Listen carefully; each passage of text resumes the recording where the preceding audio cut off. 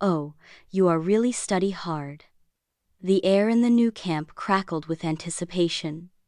It wasn't just any game, it was the first leg of the Champions League semi-final. Barcelona, the masters of the beautiful game, were ready to impose their will. Their style was clear. Relentless pressure, the ball glued to their feet, wings buzzing like hummingbirds, and a midfield that felt like a well-oiled, unstoppable machine.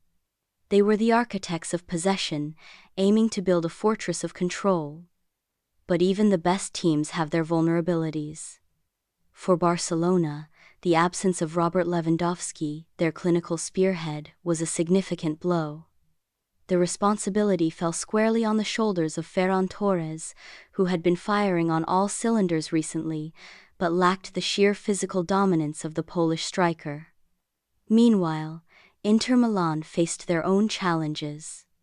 The loss of Talent Xhaka, a key player in their attack, was a major setback, and the suspension of Matias Herrera further weakened their already stretched ranks. The stage was set for a battle of attrition and adaptation. Looking at the benches, the picture became clearer. Barcelona's bench, while talented, had a glaring weakness up front. Ferran Torres was the only real option.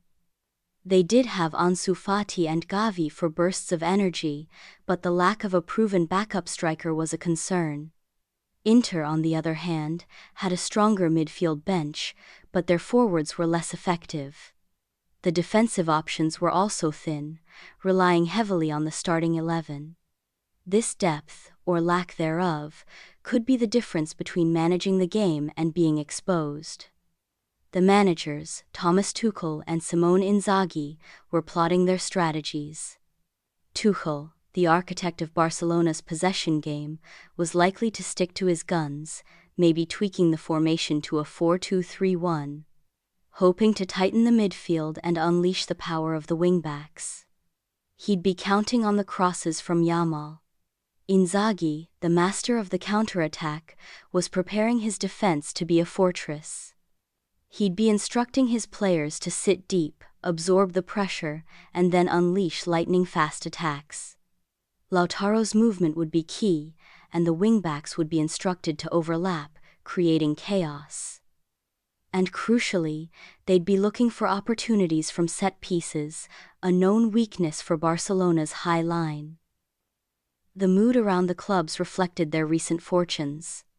Barcelona was riding high, fresh off a dramatic King Cup final victory, their momentum palpable. They were on an impressive streak, looking sharp and confident. However, the relentless schedule was starting to take its toll. Inter, conversely, had hit a bit of a rough patch domestically, drawing 3 straight Serie A games. They were also out of the Coppa Italia.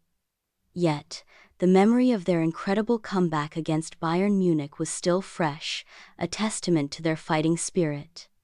They weren't out of the fight. Playing at home gave Barcelona a huge advantage. Their record at the Nou Camp in this season's Champions League was impeccable, 4 wins, 1 draw. They controlled the ball, dictated the tempo, and made teams look uncomfortable. But even they struggled sometimes, especially when facing teams that packed the box and sat deep.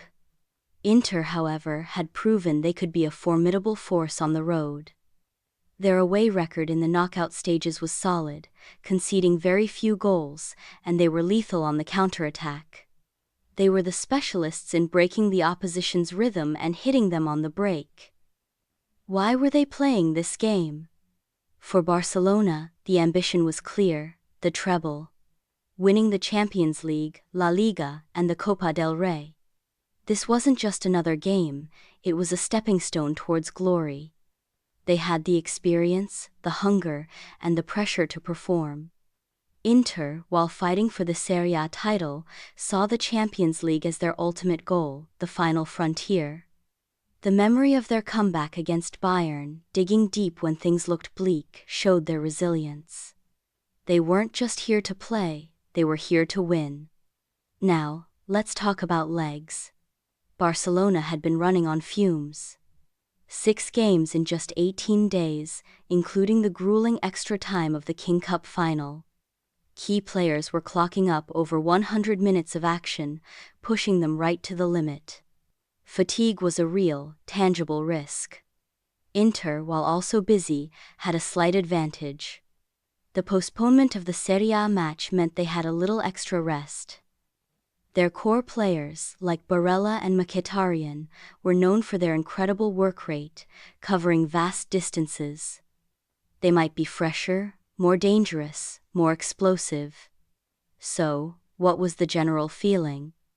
The popular opinion, the one you'd hear most often, was that Barcelona would dominate at home. They controlled possession, they had the better recent form, and Inter's counterattack, while dangerous, was seen as less effective against the Spanish giants. The odds reflected this, with Barcelona heavily favored. But there was a counter-narrative, a colder view. It focused on Inter's potential freshness, the threat of their set pieces, and the looming fatigue that could catch out Barcelona's high-intensity pressing. It was the underdog story, the one that hinted at an upset. The betting markets, the cold, hard numbers told a story too. Initially, the odds heavily favored Barcelona, offering a small handicap, reflecting the home advantage and the perceived gap in form. But the bookmakers were watching closely. If the odds shifted to a smaller handicap, maybe even a draw, it could mean the market was starting to price in a tighter game, perhaps a narrow win or a draw. The smart money was definitely on Barcelona, but the sharp-eyed bettors were also looking for value in the draw, a potential cold spot where the odds might be better than the perceived risk. The market was buzzing with expectation.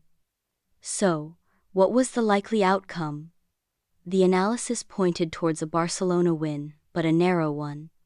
A draw was also a strong possibility, given the tactical stalemate and the fatigue factor. An Inter win was less likely, but not impossible. The total number of goals was expected to be low, maybe 2 or 3, reflecting the defensive focus and the potential for a cagey affair. The most popular scoreline prediction? A 2-1 victory for Barcelona. The betting strategy? Avoid the heavily backed Barcelona win at a high price. Instead, consider the draw or the slightly less favored option of Barcelona winning by a single goal. The cold option, the one that might offer better value if the underdog performed, was backing Inter to draw or win, or even betting on the score being level after the first half. In the end, this was a clash of philosophies. Barcelona's intricate possession game pitted against Inter's brutal, efficient counterattack. Barcelona had the home crowd, the history, the ambition, but the shadows of fatigue loomed large. Inter needed to be clinical, to exploit the spaces, to punish the tired legs. The key moments perhaps would come from set pieces or from the swift, decisive counterattack. The advice? Back Barcelona perhaps, but not overwhelmingly.